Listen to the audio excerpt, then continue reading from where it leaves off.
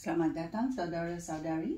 Kita sedang belajar apa yang tidak menyenangkan hati Tuhan. Kerana kita boleh dipanggil, kita boleh dipilih. Adakah kita setia sampai akhirnya? Ya. Kita belajar mengenai bahawa Tuhan tidak menyenangkan hati bila orang tidak taat kepadanya. Ya. Dan Tuhan adalah Tuhan yang belas kasihan. Dia masih juga menolong orang yang tidak taat. Ya. Kerana Tuhan adalah Tuhan yang baik. Ya. Dia menyinari hidupnya dalam hidup manusia. Walaupun mereka baik atau tidak baik, Tuhan masih menyinari cahaya dalam hidup mereka.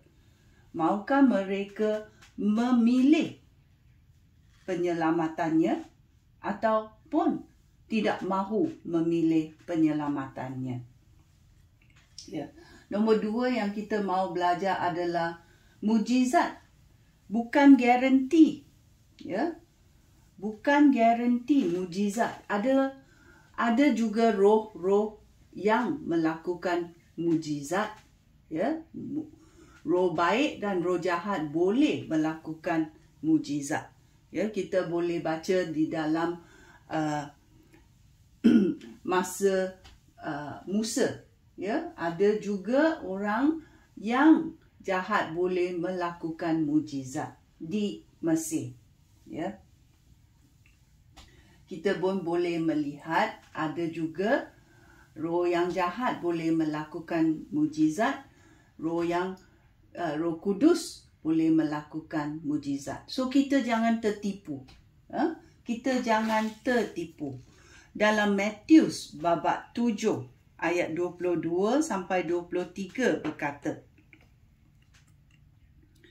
ya.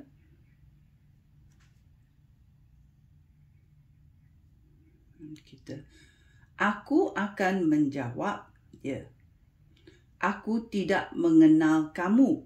Pergilah dari sini, hai kamu yang tidak mentaati Allah. Ya.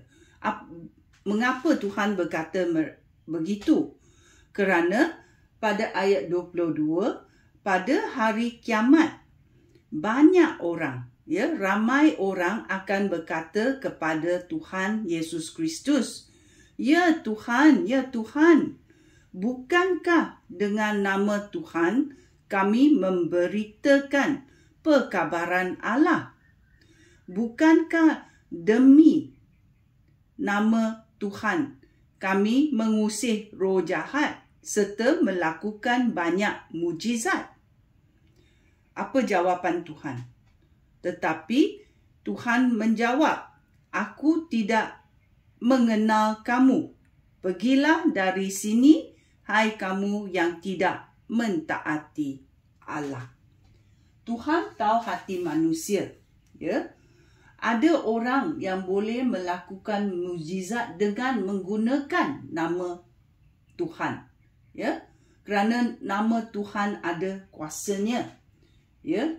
Tetapi ramai orang sebegini, ya, yang melakukan mujizat dalam hidup mereka. Dalam hidup pribadi mereka. Mereka tidak mengikuti cara-cara Tuhan. Pemikiran mereka, karakter mereka, ya, tidak sama arus dengan apa yang Tuhan katakan. Karakter mereka bukan macam tu, hidup dalam pribadi mereka bukan macam tu. Ya, oleh itu pada hari kiamat, ya, Tuhan akan mengadili setiap orang. Ya, dan Tuhan pada hari kiamat berkata, "Aku tidak mengenal kamu. Pergilah dari sini, hai kamu yang tidak mentaati Allah." ya, kerana hanya Tuhan yang tahu hati manusia.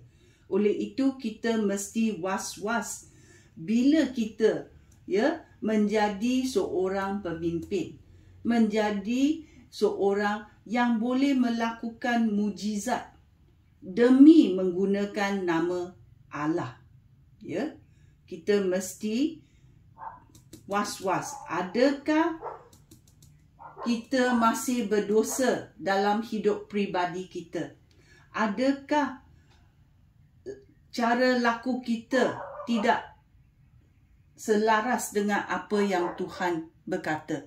Oleh itu, kita mesti was-was kerana Tuhan sudah memberitahu kita, ya, kalau kita tidak mentaati Allah, mengikut cara Allah, Tuhan boleh berkata, aku tidak mengenal kamu pada hari kiamat. So, kita mesti berwas-was. Jangan tertipu, ya, dengan mujizat-mujizat yang kita boleh lakukan demi nama Tuhan. Ya, hidup kita mesti ditransformasikan oleh Tuhan. Ya, oleh itu kita mesti was-was. Sekian, terima kasih. Shalom.